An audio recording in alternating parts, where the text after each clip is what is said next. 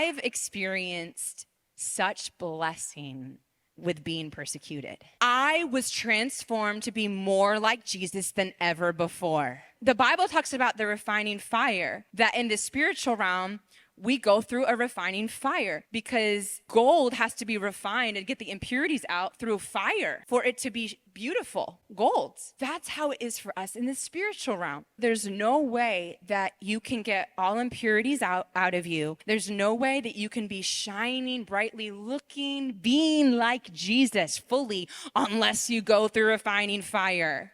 And persecution is a deep kind of refining fire. One of the biggest stumbling blocks for believers is ego, pride, ego, caring about people's perception of them. It's one of the biggest stumbling blocks to being used powerfully by God, to being fully surrendered, to being so much like Jesus. We are too consumed with ourselves. We are too consumed with our success, how people see us, how gifted we are, all of that.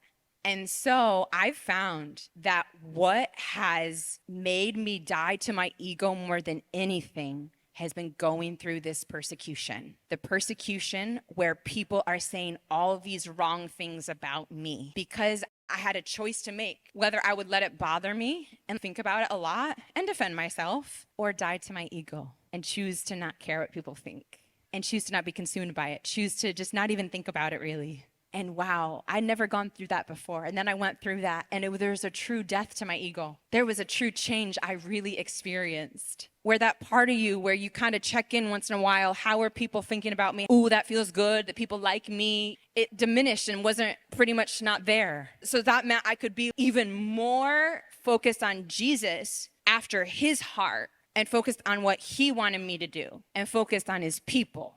So as I look back on that persecution, I see, whoa, that was a blessing, because there's no way I could have been changed in this area like I have been if I didn't go through that. So that was beautiful, precious, refining fire I'm grateful for.